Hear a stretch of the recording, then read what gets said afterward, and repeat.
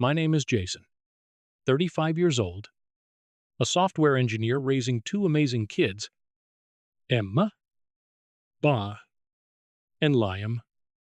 Cease, mostly on my own since the divorce. For years, my family claimed there was no room for my children at holiday gatherings, while my sister, Rebecca's twins, and their massive Saint Bernard always found space at the table. I stayed silent, maintaining the peace, creating our own traditions. But everything changed this year when I purchased a luxury penthouse in Manhattan. Before I continue this story, where are you watching from? Drop your location in the comments. Hit that like button and subscribe to hear how my family suddenly found plenty of room in their hearts when they saw my new address. I grew up in a middle-class neighborhood in Chicago, where the winters were harsh and family dynamics even harsher. From my earliest memories, it was clear that my sister Rebecca was the golden child. 2 years older than me, she excelled at everything she touched. Or at least that's how my parents, Martha and Harold, saw it. Her mediocre piano recital received standing ovations, while my science fair victories barely earned a nod. This wasn't my childish imagination. It was a reality that shaped our family for decades. Despite the obvious favoritism, I pushed forward. I buried myself in computers and coding, finding solace in the logical world of programming where effort produced predictable results. B16. I was building websites for local businesses. B18. I had earned a full scholarship to MIT, an achievement my parents attributed to luck rather than years of dedication. Boston was liberating. For the first time, I was surrounded by people who valued intellect and innovation. I thrived in the competitive environment, graduating with honors and immediately receiving offers from several tech giants in California. Silicon Valley became my new home. 0 miles from the family dynamics that had constrained me for years. It was during a tech conference in San Francisco that I met Amanda. Brilliant, ambitious, and captivating, she was presenting revolutionary work in artificial intelligence. I was immediately drawn to her confidence and vision. After awkwardly introducing myself at the post-conference mixer, we spent hours discussing technology's future until the venue staff politely asked us to leave. Our romance moved quickly. Within 6 months, we were married in a small ceremony on the California coast. My parents attended with reserved enthusiasm, while Rebecca made subtle comments about the hasty decision. Amanda's family, in contrast, embraced me completely. The early years of marriage were blissful. We bought a modest house in Palo Alto, working for competing firms but collaborating on passion projects at night. When Emma arrived, our lives shifted beautifully. I cut back on travel while Amanda took a brief maternity leave. 2 years later, Liam completed our family. Watching my children grow became my greatest joy, more fulfilling than any line of code I'd ever written. The first cracks appeared in our marriage when Amanda was offered a promotion that required extensive international travel. Initially, we made it work: video calls, co-parenting calendars, and weekend reunions. But gradually, her trips grew longer and more frequent. When home, she seemed distracted, constantly checking emails or taking calls. Even during family dinner, "They need me on this project," became her standard explanation when missing school performances or doctor appointments. I picked up the slack, becoming both mother and father while maintaining my own career. The children adjusted to the new normal, but I noticed their disappointment each time Amanda canceled plans or missed milestones. The separation was mutual but painful. After 4 years of growing apart, we acknowledged that our paths had diverged too significantly to reconcile. The divorce was finalized 3 years ago, surprisingly amicable given the circumstances. Then came the bombshell. Amanda received an offer to lead the European division of her company. "This is a once-in-a-lifetime opportunity," she explained over coffee, avoiding eye contact. "I've accepted the position. I'll be based in Zurich, And the kids, I asked, already knowing the answer. They have their school, their friends, their routines here. She replied, "You're such a wonderful father, Jason. They're thriving with you." Translation, she was choosing career over family, leaving me with full custody. While part of me resented her decision, another part respected her honesty. At least she hadn't pretended to want a responsibility she wasn't prepared to fulfill. We arranged for summer visits and holidays in Switzerland. Though these often fell through due to her unavoidable commitments, I embraced single fatherhood, creating a stable home environment and developing new family traditions. The children adjusted remarkably well. Though they occasionally asked about their mother, I never spoke negatively about Amanda, believing they would form their own opinions in time. It was during this challenging transition that I experienced the first explicit family exclusion. Thanksgiving was approaching, and my parents had recently moved to a larger house in a Chicago suburb. Naturally, I assumed we would all gather there for the holiday. "About Thanksgiving," my mother said during our weekly call, her voice unusually hesitant. "We're thinking it might be best if you came alone this year. There's just no room for the kids with Rebecca's family staying over." I was stunned into silence, then managed to ask, "No room in the new house. It has 5 bedrooms. Mom?" "Well, yes. But Rebecca's twins need their own space there at that age. And with their dog, it would just be too crowded. You understand? Don't you? It would be nice to have adult time anyway." I didn't understand at all. My children were well behaved, quiet, and took up minimal space. But rather than argue, I simply said I'd think about it. After hanging up, I sat in my kitchen staring at the calendar, wondering how to explain to my kids why they weren't welcome at their grandparents' house for Thanksgiving. That first rejection caught me completely off guard. I remember standing in my kitchen, phone still warm in my hand, trying to process what had just happened. My mother's words echoed in my mind. "There's just no room for your kids." At first, I genuinely believed it might be a legitimate space issue. Perhaps my parents' new house wasn't as spacious as I'd imagined. Maybe Rebecca's twins had special requirements I wasn't considering. I wanted to give my family the benefit of the doubt. After arranging for Mrs. Peterson, our elderly neighbor who adored my children, to babysit for the Thanksgiving weekend, I made the trip to Chicago alone. The 6-hour flight gave me plenty of time to rehearse what I'd say to my parents about the exclusion of their own grandchildren. But when the taxi pulled up to their new suburban address, my justifications evaporated.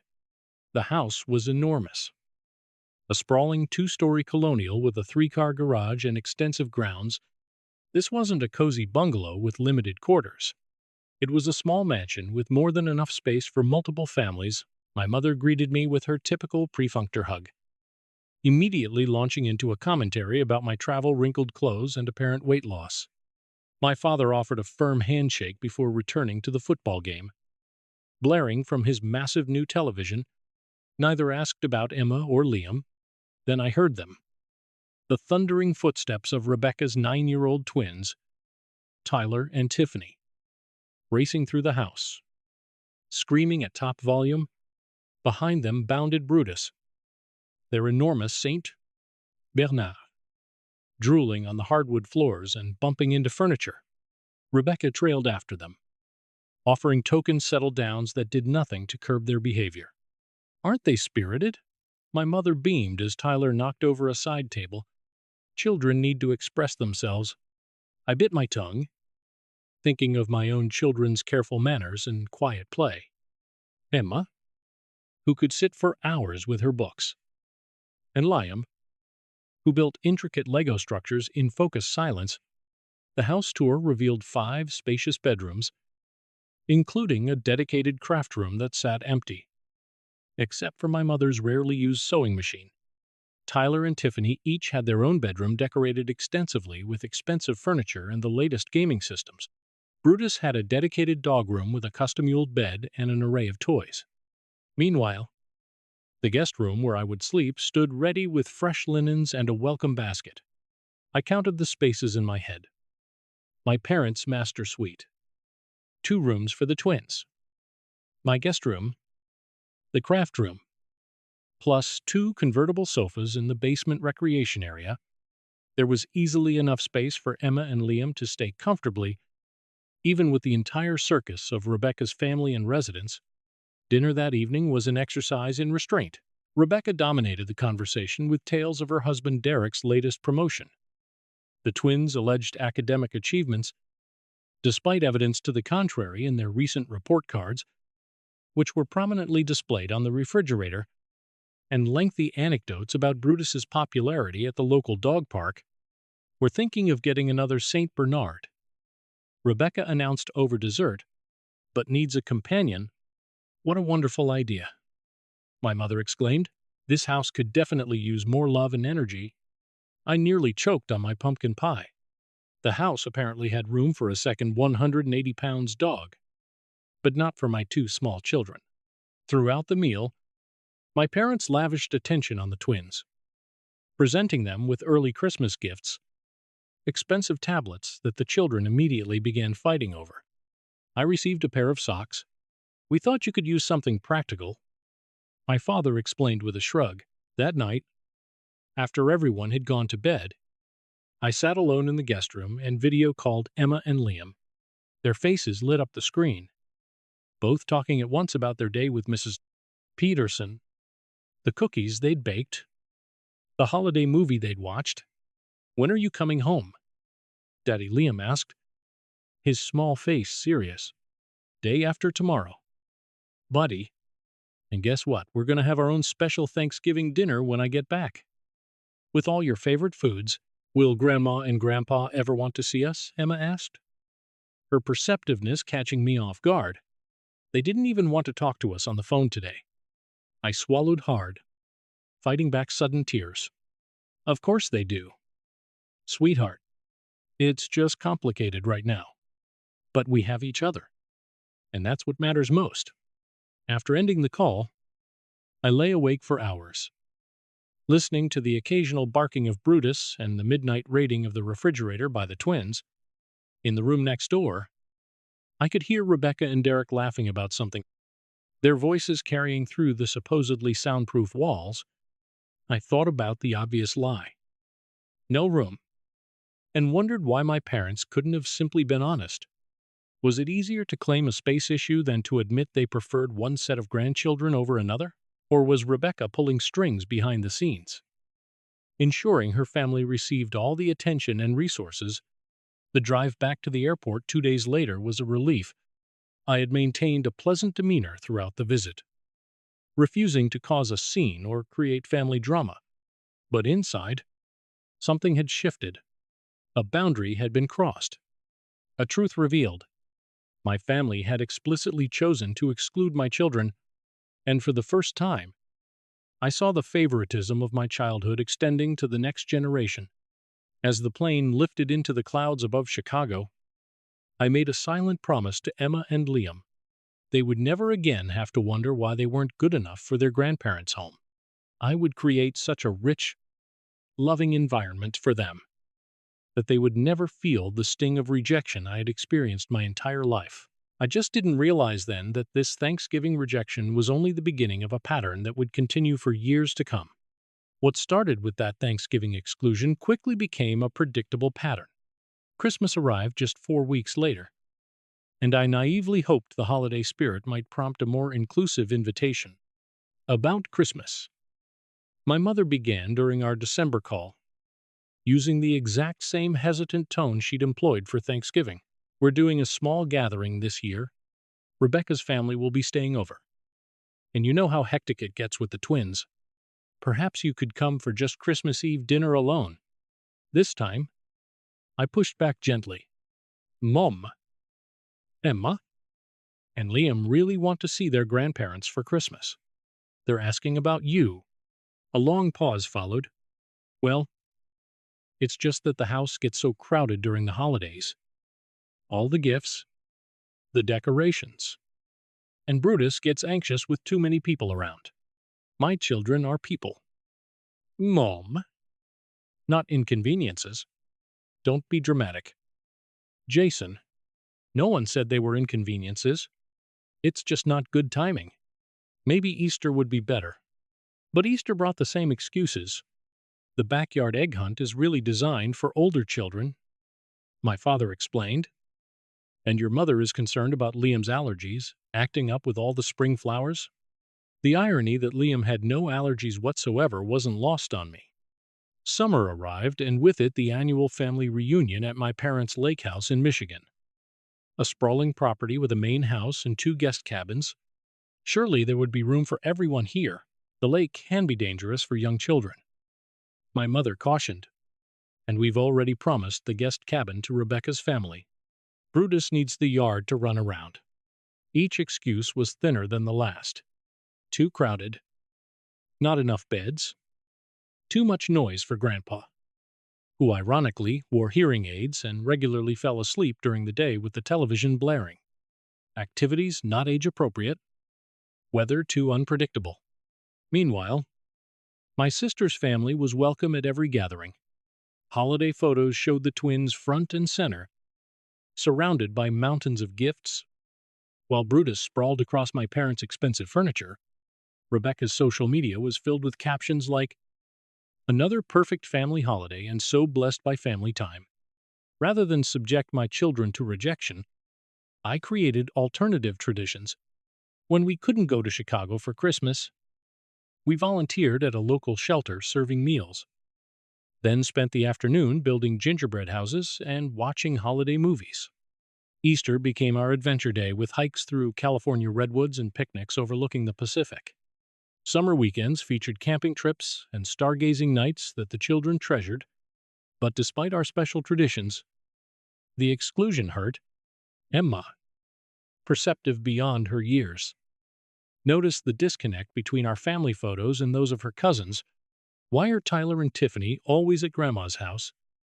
But we never go," she asked one evening, scrolling through Rebecca's latest Facebook album, showing the twins opening enormous Easter baskets.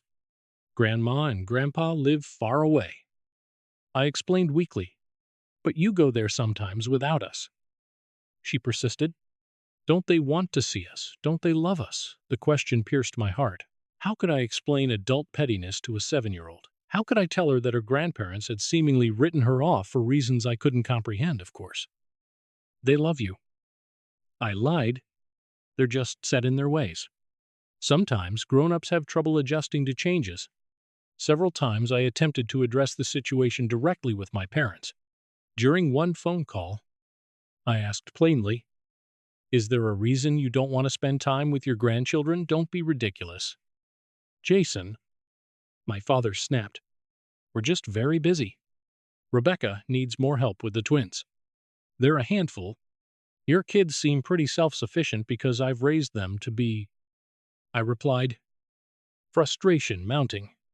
"But they still need grandparents. We'll see them when the timing is right," he said dismissively, effectively ending the conversation.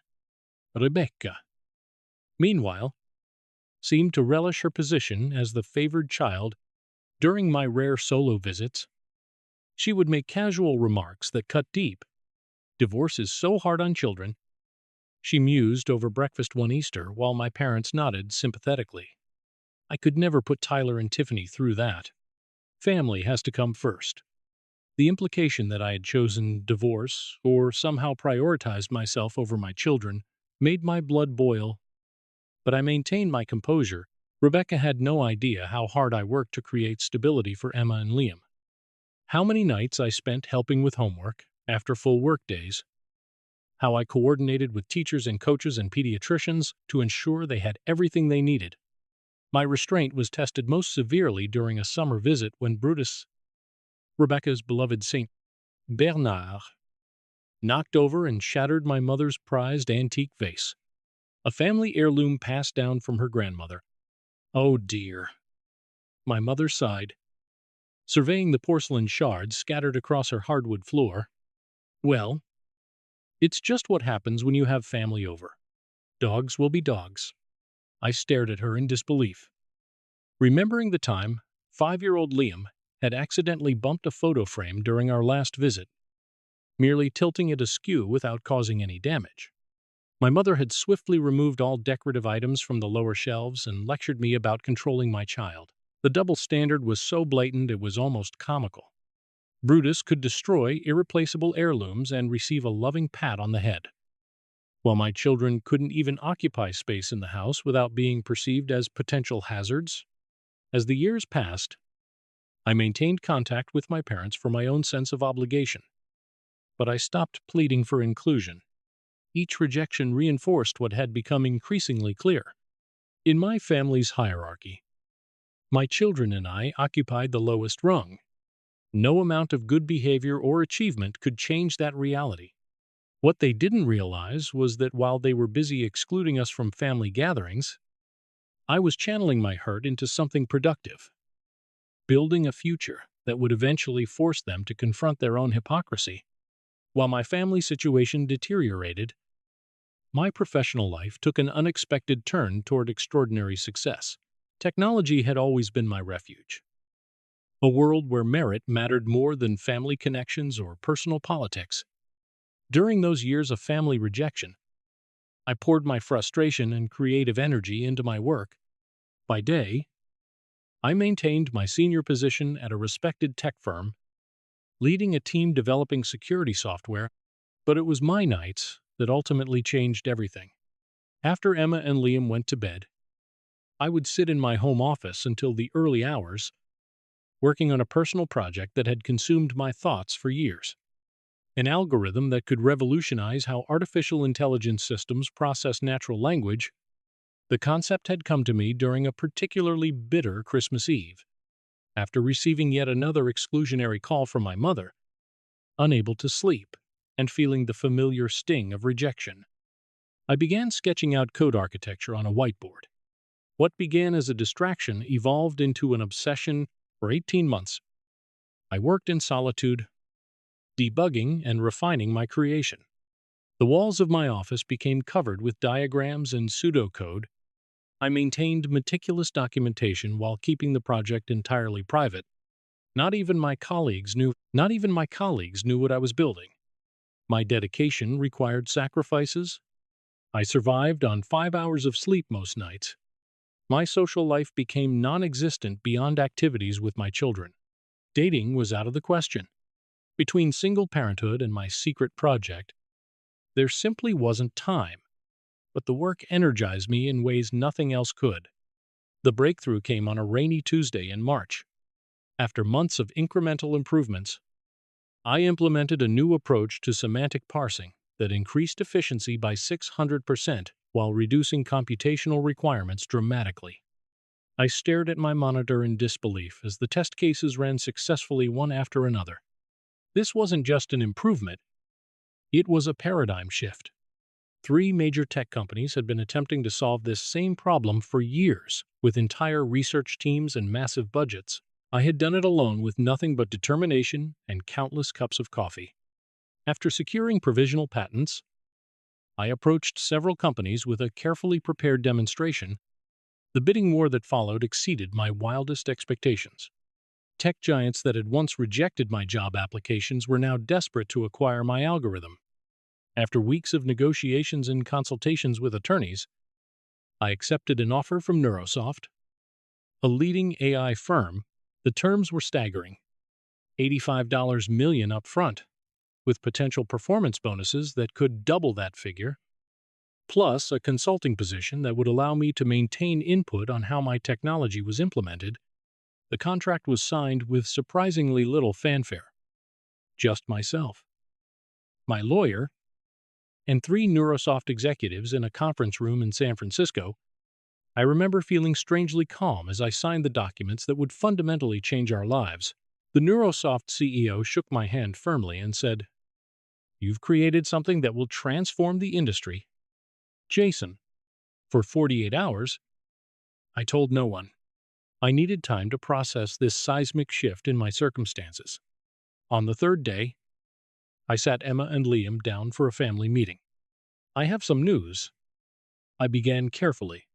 "My work project has been successful, more successful than I expected. Did you get a promotion? Daddy Emma asked. Something like that, I smiled. It means we're going to have some changes in our lives. Good changes, but changes nonetheless. I explained in child-appropriate terms that we would be moving from our modest California apartment to New York City. I showed them pictures of Manhattan, Central Park, and the Museum of Natural History. Their excitement grew with each image. Will we live in a tall building with an elevator? Liam asked, bouncing in his seat. Actually, yes, I found a special place for us to live. It's called a penthouse, and it's at the very top of a building near Central Park. Their eyes widened as I showed them photos of what would become our new home. A 52000 QFT luxury penthouse with panoramic views of the city, 5 bedrooms, a media room, and a private roof garden. Is this really going to be a house? Emma whispered, staring at the images in disbelief. It really is. I confirmed. Well, move at the end of the school year, so you can finish with your friends here, and we'll come back to visit California sometimes. The following weeks were a whirlwind of activity. I worked with a realtor to finalize the purchase of the penthouse. I hired an interior designer who specialized in family-friendly luxury spaces to prepare our new home. I researched the best private schools in Manhattan and secured spots for both children. Through it all, I maintained my routine at work, giving proper notice and training my replacement. Few of my colleagues knew about my windfall. I preferred to leave quietly without fanfare or jealousy. Most importantly, I said nothing to my family about these developments. My parents and Rebecca continued their pattern of exclusion, unaware that our circumstances had dramatically changed. As summer approached, with the children finishing their school year in California, I began planning for the holiday season ahead. For years, we had been unwelcome guests at family gatherings. This year would be different. This year we would be the hosts. The penthouse was ready by early November. A spectacular space combining luxury with warmth. The designer had created personalized bedrooms for Emma and Liam that reflected their interests and personalities. The living areas were elegant yet comfortable with child-friendly features, cleverly integrated into the sophisticated design. Emma squealed with delight when she saw her room decorated in shades of blue and silver with a reading nook overlooking the park. Liam ran circles around his space-themed bedroom with its ceiling designed to resemble the night sky. Complete with accurate constellations that glowed in the dark, the kitchen was a chef's dream with top-of-the-line appliances and enough counter space to prepare feasts. The formal dining room could comfortably seat 14 with floor-to-ceiling windows offering breathtaking views of the city skyline. As we settled into our new life, I considered how to approach the upcoming holidays. For the first time in years, I found myself in a position of strength. No longer would we be the unwanted relations, begging for inclusion. This time, we would extend the invitation. With Thanksgiving just weeks away, I casually called my mother on a Sunday afternoon. I was thinking, I said conversationally, that we might try something different for Christmas this year. Oh, she replied, caution evident in her voice. Yes, the kids and I would like to host the family in New York. We've recently moved and we have plenty of space for everyone. There was a long pause. New York. When did you move to New York? And what do you mean by plenty of space? You've always lived in apartments. Things have changed. I said simply, we'd love to have you, Dad, Rebecca, Derek, and the kids stay with us for the holiday. Brutus. Too. Of course. The uncertainty in her voice was palpable. Well, I don't know. Jason, your father and I usually host Christmas. It's tradition. Traditions can evolve. Mom, think about it and let me know. We'd really love to have everyone here. I could practically hear the wheels turning in her head. Weighing the disruption against her curiosity about our new circumstances, I ended the call before she could press for more details, leaving her to wonder exactly what changes had occurred in our lives. Later that week, my father called back. "Your mother and I have been talking about your Christmas invitation," he began, and I prompted when he hesitated. "We're concerned about accommodations. New York apartments can be quite cramped. Rebecca's worried about the twins having enough space, and Brutus needs room to move around." I suppressed a laugh at the irony. "I can assure you there's enough space for everyone whose family," I replied, deliberately echoing the conditional acceptance they had shown us for years. "And I've arranged for a car service to pick everyone up from the airport." The mention of a car service shifted his tone noticeably. "Car service? That sounds nice. Perhaps we could make it work for a few days. Let me talk to Rebecca." Within 24 hours, my sister called. "Dad says you're in New York now. In what neighborhood? Upper East Side?" I replied casually. "Near the park, and you have enough bedrooms for everyone. The twins can't share any more there at that age. Everyone will have their own space," I assured her. "Even Brutus." Her hesitation was brief. "Well, we'd planned to stay with Mom and Dad as usual, but I suppose we could change things up this once. The twins have been wanting to see the Rockefeller Center tree anyway." "Great," I said. "Plan to stay for a week. There's plenty to see and do." After hanging up, I received an unexpected text from my mother. "Just Googled your company. Saw the acquisition news. Congratulations." So, that explained the sudden interest and acceptance of my invitation.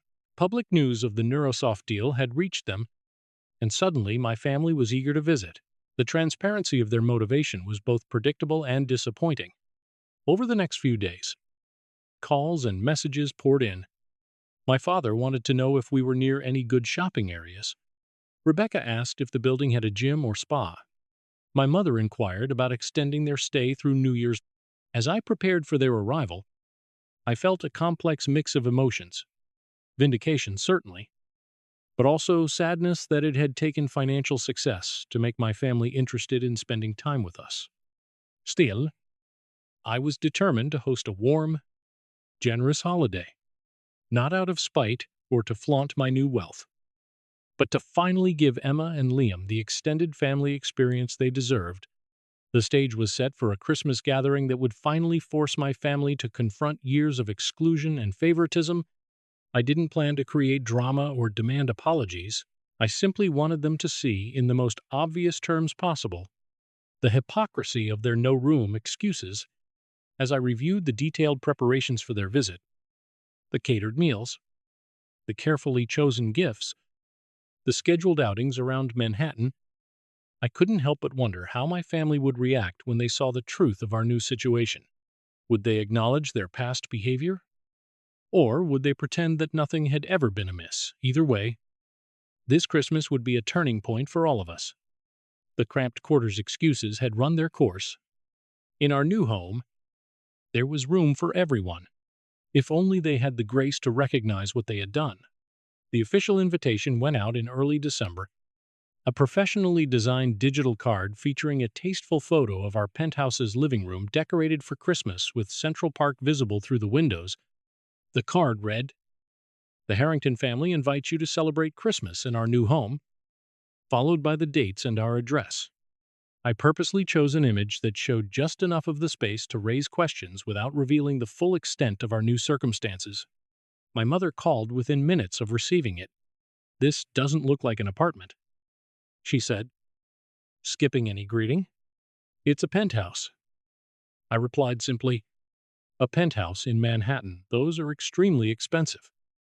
"Jason." "Yes, they are." A pregnant pause followed as she processed this information.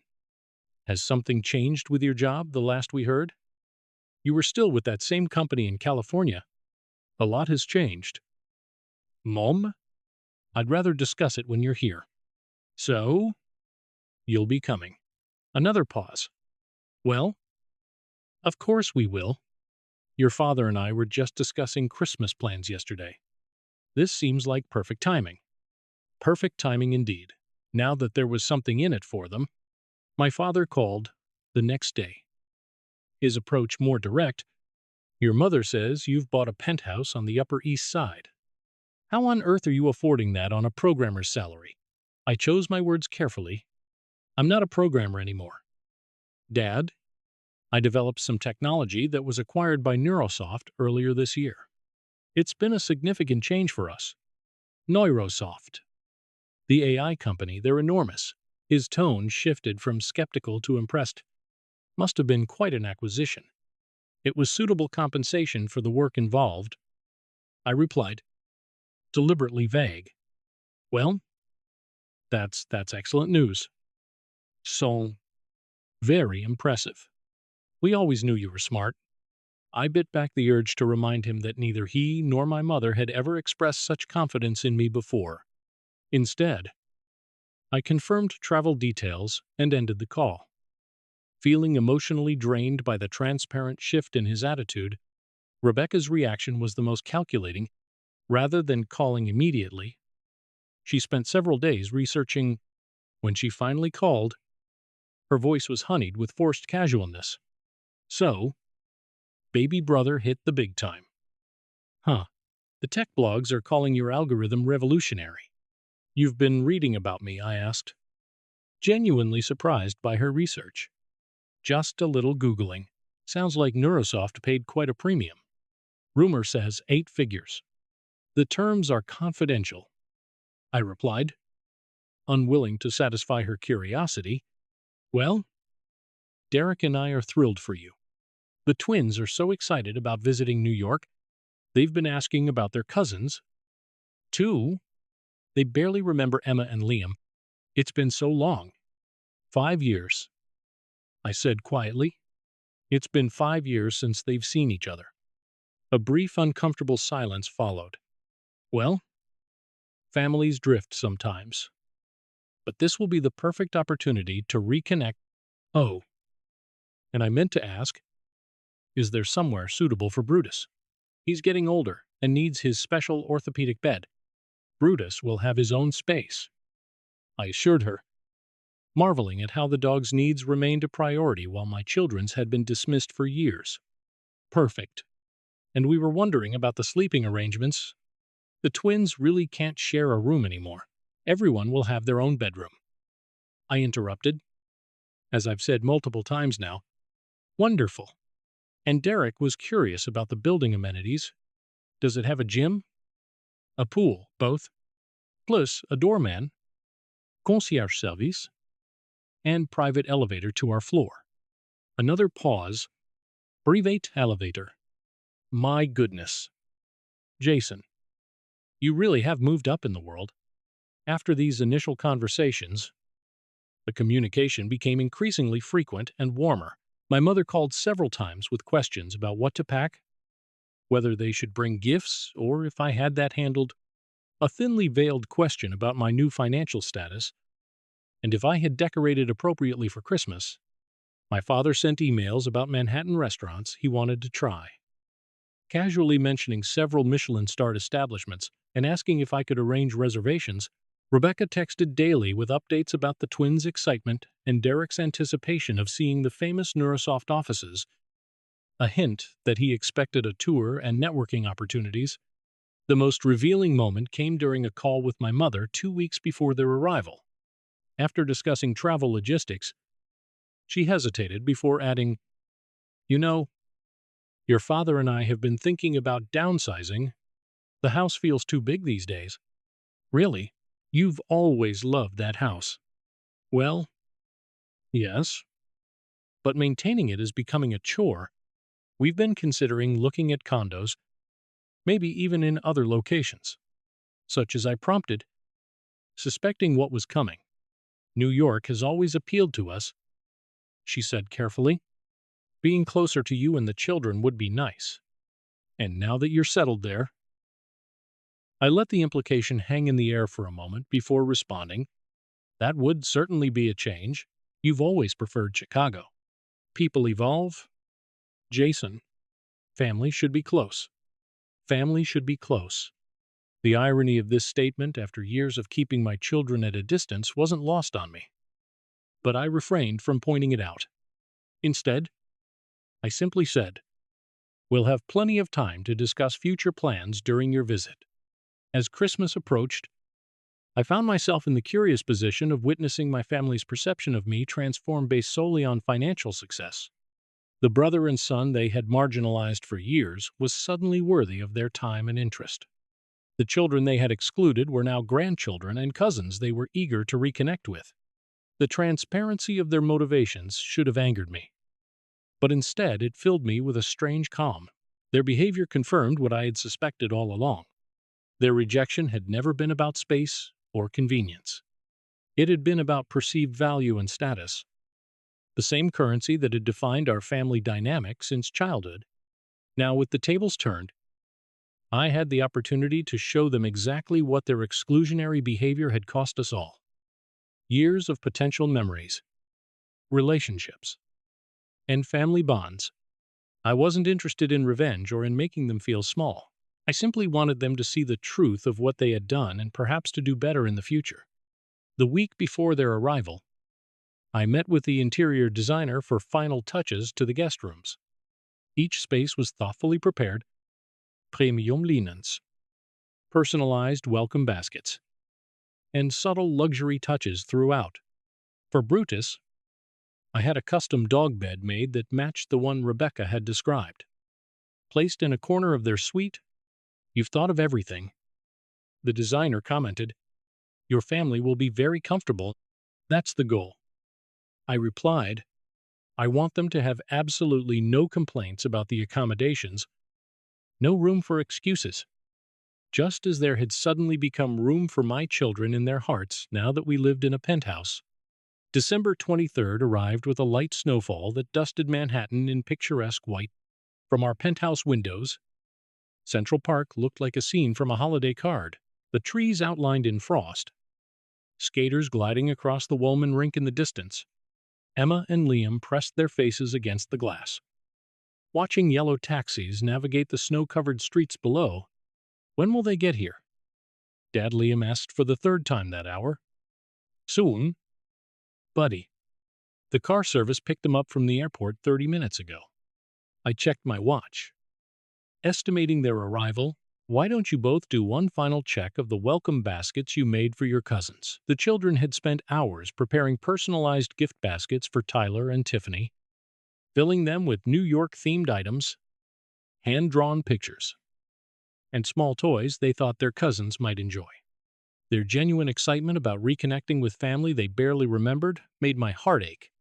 At precisely 2:00, the concierge called to announce our guests had arrived. I instructed him to send them up in the private elevator, then positioned myself near the entrance with Emma and Liam fidgeting excitedly beside me. The elevator chimed softly as it reached our floor. The doors slid open to reveal my parents standing front and center, surrounded by luggage with Rebecca, Derek, and the twins behind them. Brutus's massive head appeared between my father's legs, the Saint Bernard straining at his leash. The collective gasp was audible as they took in their first glimpse of the penthouse foyer. 2 zero-foot ceilings, marble floors, a crystal chandelier, and floor-to-ceiling windows showcasing the Manhattan skyline. "Welcome to our home," I said simply, enjoying their stunned expressions.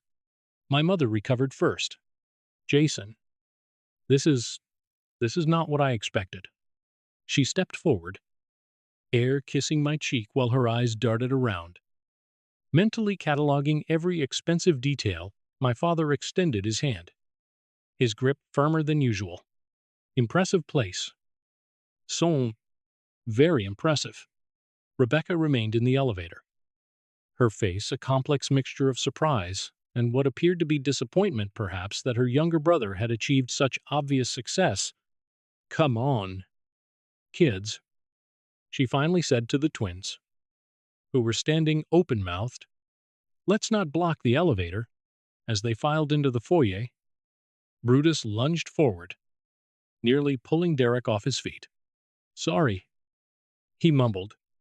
"He's excited after the flight." "It's fine," I assured him.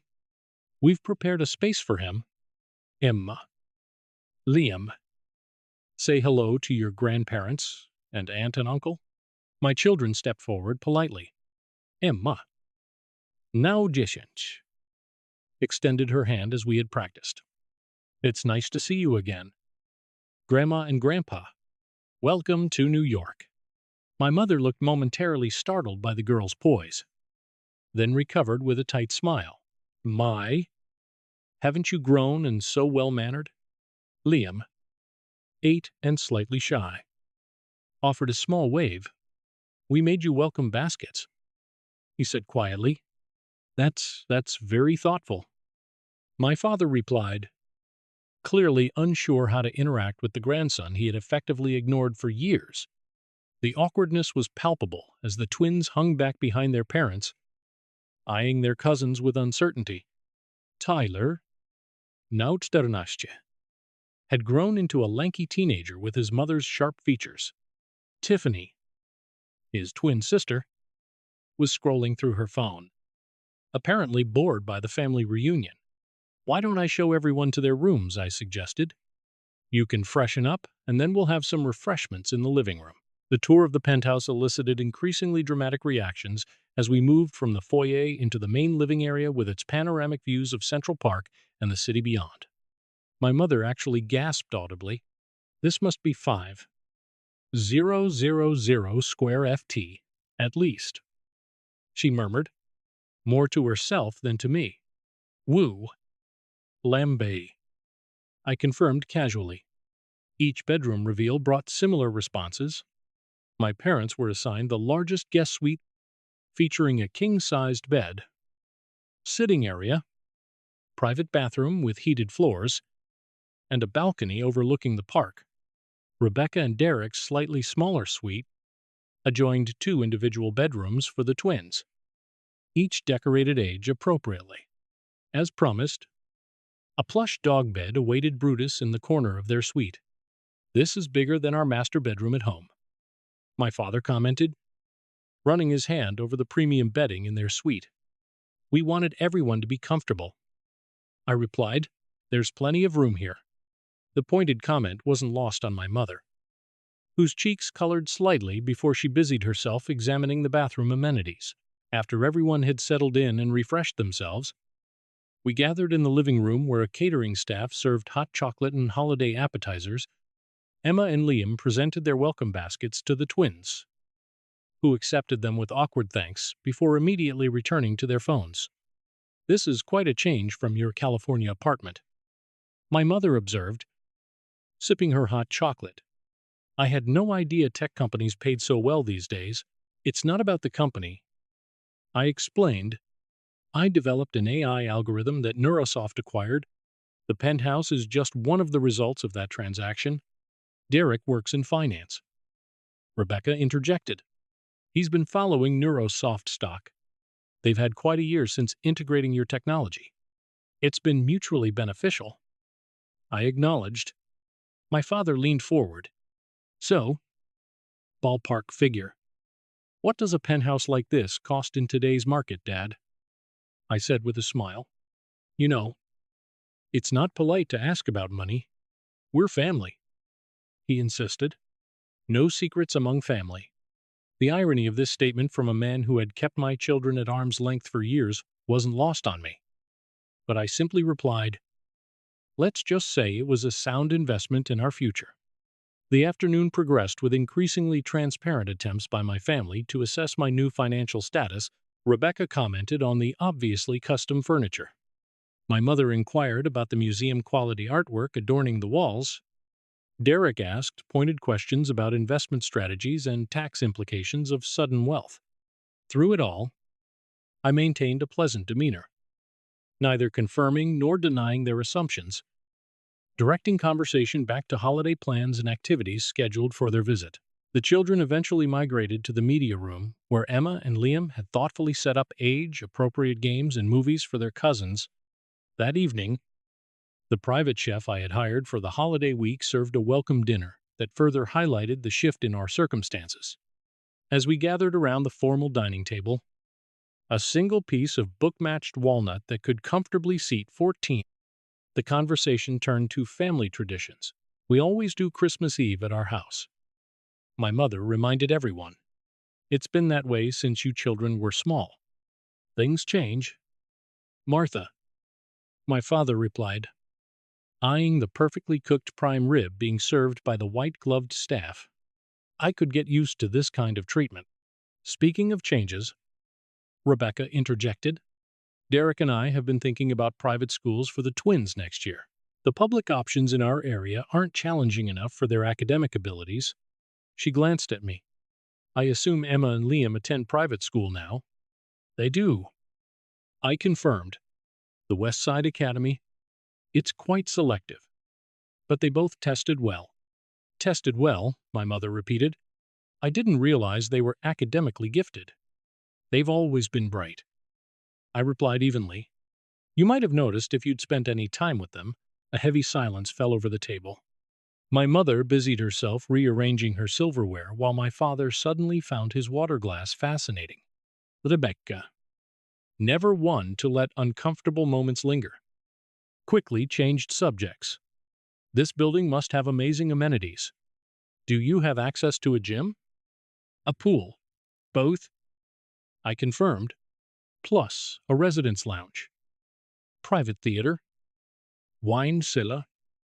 And children's playroom. There's also a concierge who can arrange virtually anything from theater tickets to private helicopter tours. Helicopter tours, Derek perked up. I've always wanted to see Manhattan from the air. I'd be happy to arrange that for tomorrow. I offered, consider it an early Christmas gift. As dinner concluded and dessert was served, the conversation turned to future plans. My mother, who had been quietly observing the luxury surrounding us, suddenly announced, You know, your father and I have been thinking it might be nice to spend more time in New York. Oh, I raised an eyebrow. Yes? Perhaps look for a pie.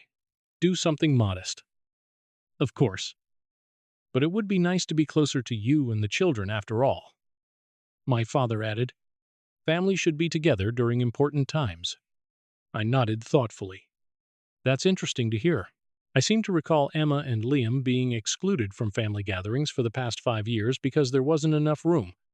Another uncomfortable silence descended. Rebecca cleared her throat. That was different. Logistics were complicated back then. How so? I asked. My tone still pleasant, but with an edge of challenge. Well, you were in California. For one thing, my mother offered weekly. The travel was difficult. I offered to bring them every time. I reminded her, and was told explicitly there wasn't space. You have to understand. Jason, my father began in his lecturing tone. Your sister's family was already established in the routine. The twins were younger then, and Brutus had his own room. I finished for him. Yes. I remember seeing that during my visits. Interesting that there was space for a dog, but not for your grandchildren. Rebecca's face flushed. That's not fair. Brutus is part of our family, and my children aren't, I asked quietly. No one had a response to this. The dessert was finished in silence, broken only by the occasional clink of silverware against fine china. After dinner, as we moved to the living room for coffee, my mother made one more attempt at bridging the growing tension. Well, what matters is that we're all together now. Perhaps this could become a new tradition. Christmas at Jason's lovely penthouse. My father nodded enthusiastically. We could make this an annual event. Much more convenient than hosting at our place. And more impressive for our friends. Rebecca added, then immediately looked embarrassed at revealing her true motivation. Honestly, Derek Chimedin, oblivious to the undercurrents, we could sell our house and get something nearby. Property values in our neighborhood have peaked. Anyway, Rebecca seized on this idea. The twins could transfer to schools in New York. They'd probably get into that academy your kids attend. Jason, with their test scores and our connections, we're practically packing our things right now. My mother laughed, apparently thinking she was making a joke. I set my coffee cup down carefully. The room fell silent as everyone sensed a shift in the atmosphere. "It's interesting," I began, my voice calm but firm. "How suddenly there's room for my children in your lives. For 5 years, every holiday, every gathering, every family event had come with the same excuse: there was no room for Emma and Liam. Yet Rebecca's family was always welcome. Her twins had their own rooms. Brutus had his own dedicated space. And my parents never seemed troubled by the inconvenience of accommodating them." I looked directly at my mother and reminded her of that first Thanksgiving when she told me the house was too crowded for my children. I had arrived alone only to discover empty rooms, convertible sofas, and even a dedicated dog room. Christmas had followed the same pattern, then Easter, then summer at the lake house, year after year. My children were excluded while Rebecca's family remained at the center of every gathering.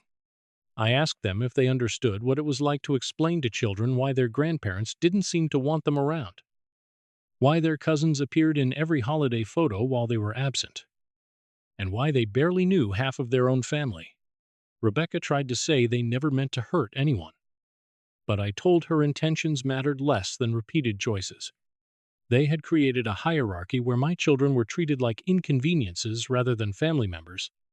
Now, after seeing my penthouse and learning about my financial success, everyone suddenly wanted to reconnect, move closer, establish new traditions, and include Emma and Liam in their lives. I told them clearly that they were still welcome to stay for Christmas. I wouldn't rescind the invitation or humiliate them. My children deserved the chance to know their extended family, but I also made it clear that Emma and Liam were not accessories to be acknowledged only when their father became wealthy enough to impress everyone. They deserved unconditional love and respect. And so did I. I ended the conversation and went to check on the children, leaving the adults sitting in silence, surrounded by the luxury that had suddenly made us worthy of attention. The next morning, the atmosphere had changed.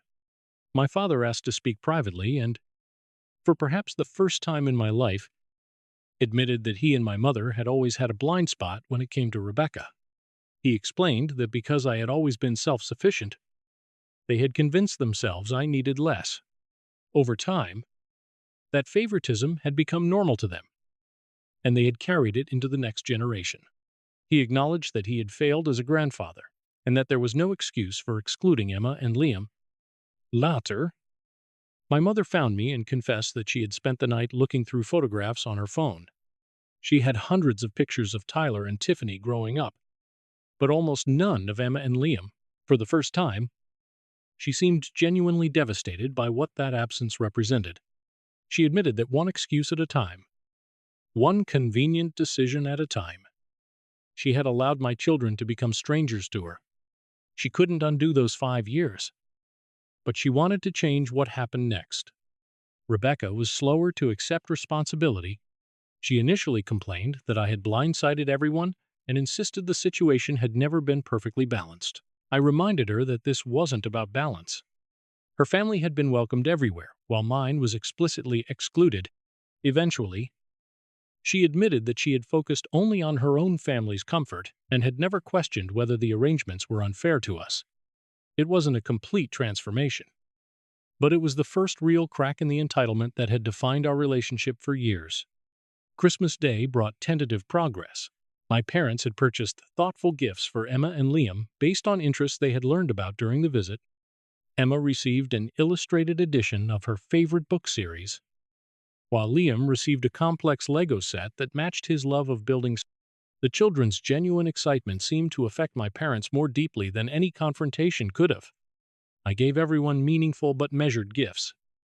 Refusing to use money as a weapon, my parents received a family photo book that included years of Emma and Liam's lives they had missed.